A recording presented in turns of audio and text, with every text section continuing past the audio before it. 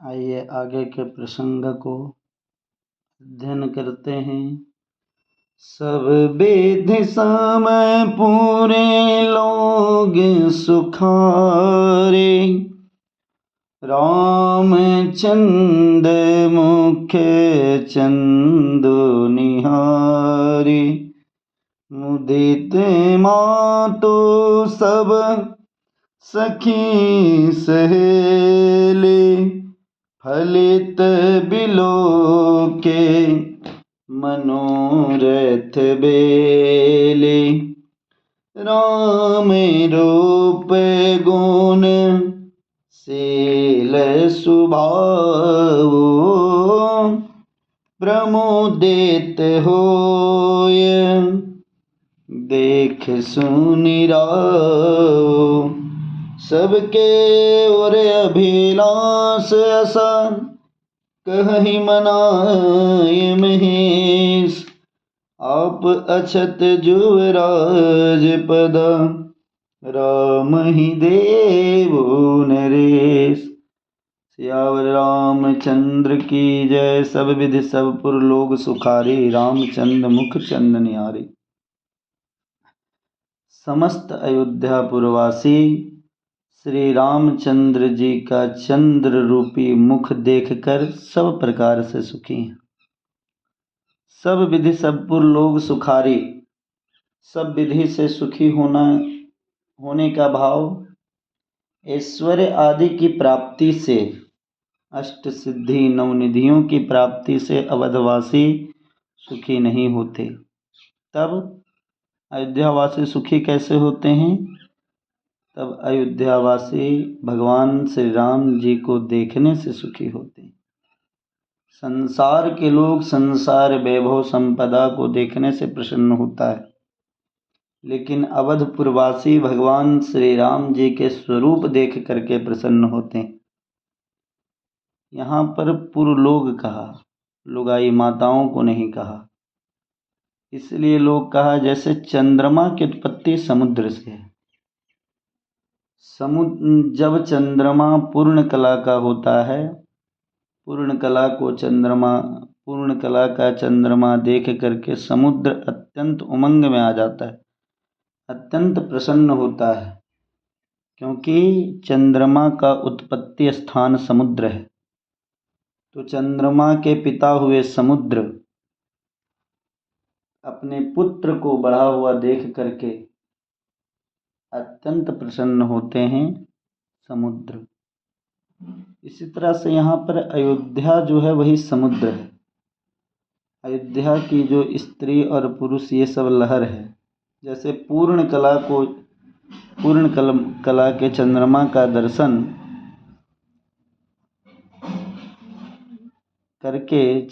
का दर्शन करके समुद्र लहर के द्वारा अपने प्रसन्नता को व्यक्त करता है, अपने प्रसन्नता को प्रकट करता है, सुख पाता है।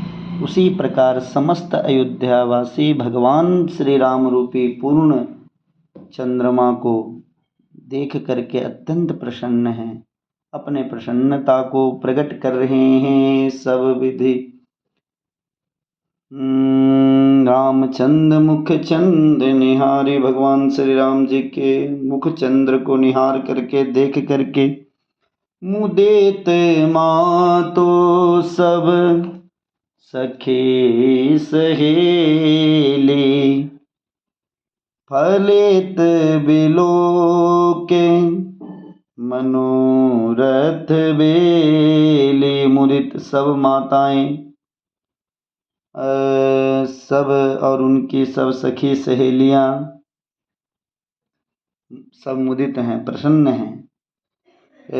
फलित मनोरथ रूपी बेली को, फलित बिलोक मनोरथ रूपी बेली को जब फली हुई देखी तो फली हुई बेली को देख करके अत्यंत आनंदित हो गई।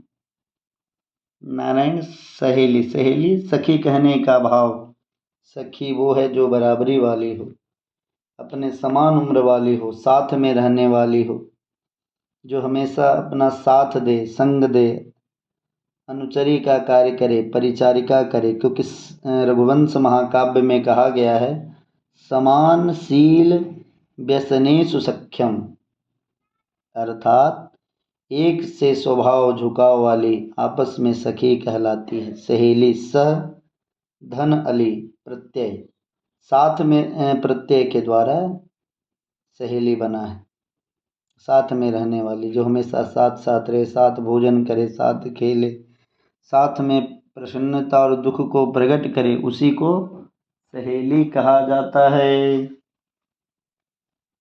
जिसको सुख सहन हो वह सहेली कहलाती है, और जिसे सुख सहन नहीं हो वह असहेली कहलाती है। तो मनोरथ रूपी बेली को जब फली हुई देखी तो सभी सखी सहेलियां आनंदित हैं। मनोरथ रूपी बेली यहाँ क्या है? तो मनोरथ रूपी बेली है चारों भाई सुंदर है, और उसी प्रकार से उनकी जो बहुएं मिली वो भी बहुत सुंदर है। यही मनोरथ था अवधपुर वासियों का, यही बेली को फलीभूत होना का। जैसे चारों भाई सुंदर हैं उसी प्रकार के चारों प्रकार की बहुएं मिल गई, इसलिए सभी आनंदित हैं। मनोरथ पुल्लिंग है परंतु माताएं स्त्रीलिंग हैं। माता स्त्रीलिंग है इसलिए लता की उपमा दे रहे हैं यहाँ पर, है ना। और जहाँ पर पुरुष के मनोरथ की चर्चा करेंगे श्रीपाद गोस्वामी तुलसीदास जी महाराज, वहाँ पर बिटप की उपमा देंगे, वृक्ष की उपमा देंगे। जैसे आगे मोर मनोरथ सुरतर फूला, भरत करनी जेमी हत्यूं समूला। पुरुष के लिए तो वृक्ष की उपमा दी गई, लेकिन यहाँ पर माताएं स्त्रीलिंग है इसीलिए यहाँ पे लता की उपमा दी गई। राम रूप गुण शील स्वभाव, प्रमुदित हो ये देखे सुनि राव। राम जी के रूप गुण शील और स्वभाव को देख करके सुन करके राजा अत्यंत आनंदित होते हैं। भगवान श्री राम रूप विलक्षण है इसलिए सभी पुत्र सुंदर हैं। चारियो शील रूप गुण धामा, तदपि अधिक सुख सागर रामा। चारों भाई शील रूप और गुण के धाम हैं, लेकिन भगवान श्री राम जी अत्यंत विलक्षण है। राम रूप अत्यंत विलक्षण है। रूप सिंधु सब बंधु लखी, सभी बंधु सुंदर हैं, लेकिन भगवान श्री राम जी रूप के समुद्र हैं। भगवान श्री राम जी गुण के सागर हैं। गुने सागर नागर बरबीरा। भगवान श्री राम जी तो गुण के समुद्र ही हैं। नारायण, इतना गुण आप संसार में किसी में दर्शन नहीं कर पाओगे जितना गुण भगवान श्री राम जी में है।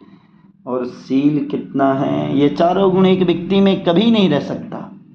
अगर व्यक्ति रूपवान होगा तो वह नारायण गुणवान नहीं होगा, अगर व्यक्ति गुणवान होगा तो वह शीलवान नहीं होगा। लेकिन भगवान श्री राम जी में सभी गुण एक साथ विद्यमान हैं। शील सुंद सुनि गुरु आगमनो, शील समुद्र की उपमा दी गई। और शील सराह सभा सब सोचे, कहूँ न राम सम स्वामी संकोची। भगवान श्री राम जी के समान शीलवान कौन होगा। ये समस्त अयोध्यावासी और जनकपुरवासी वनवास प्रकरण में भगवान श्री राम जी की शीलता का प्रमाण पत्र देते हैं। गोस्वामी जी भी प्रमाण पत्र देते हैं। तुलसी कहूँ न राम ते साहिब शील निधान। ऐसा कौन साहब, ऐसा कौन स्वामी है जो शील के निधान स्थान हो। स्वभाव, ऐसा स्वभाव और किसी में है ही नहीं। अस स्वभाव कहूँ सुनो न देखूं, कही खगेश रघुपति समलेखों। ऐसा स्वभाव कहीं सुनने को नहीं मिलता है, ना कहीं देखने को मिलता है। खगेश, खगों की सभी पक्षियों के राजा गरुड़, इस संसार में भगवान रघुनाथ जी के समान और कौन होगा, किसका लेखन किया जाए। कैसा स्वभाव, अरे जासु स्वभाव अरि अनुकूला, जो शत्रु को भी अपने स्वभाव से अपने अधीन कर लेते हैं, अनुकूल कर लेते हैं। यहाँ तो पड़ोसी अनुकूल होना मुश्किल है महाराज, अपने लोगों को अनुकूल करना कठिन है नारायण।